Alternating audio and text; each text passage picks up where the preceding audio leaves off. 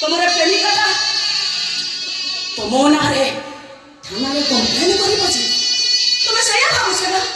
ନାଇଁ ତମର ପ୍ରେମିକାଟା ପୁରା ତା ଜୀବନଠୁ ତମକୁ ଅଧିକ ଭଲ ପାଏ।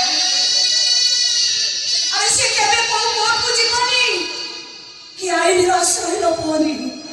କାହିଁକି ଜାଣିଛ? ତମେ ପୁରା ମୋ ଜୀବନ। ଏଇ ଘରେ ରହିବି জীবনের শেষ নিঃশ্বাস নেওয়া পর্যন্ত। এইটি রহি তোমাকে প্রশ্ন করে প্রশ্ন পচারি বিনা মহাপাত্র কাহিকি মো পরি গোটে হত ভাগিনীକୁ এমিতি চুরি ঘর ভিতরକୁ ঠেলি দেল। কাহিকি মো সরল পড়িয়াକୁ বিশ্বাস করি সরলতার সুযোগ নেই তুমি মো মন চিত্ରରେ গোটে সাদা কাগজরে আঁকি দেল।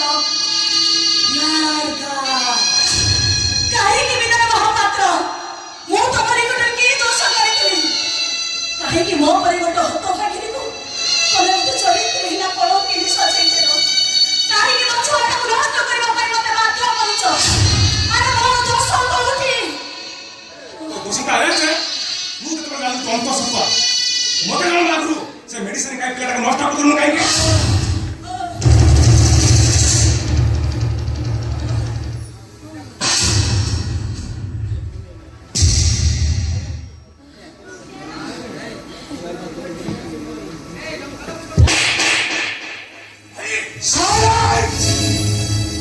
একদম বাড়ি চল বাবু চলে চলো কিছু শুনিলি বলি ମୁଁ ଶୁଣିଛି ତୁ କହୁଥିବା କଥା ସେ ଝିଅ କହୁଥିବା କଥା ସବୁ ଶୁଣିଛି।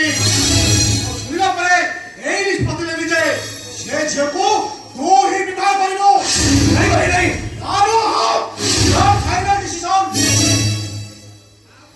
ଭାଇ ତମେ ବୁଝୁନ କାହିଁକି? କାହାକୁ ବୁଝାଉଛୁ? ମତେ ବୁଝାଉଛୁ? ତୋ ଭାଇକୁ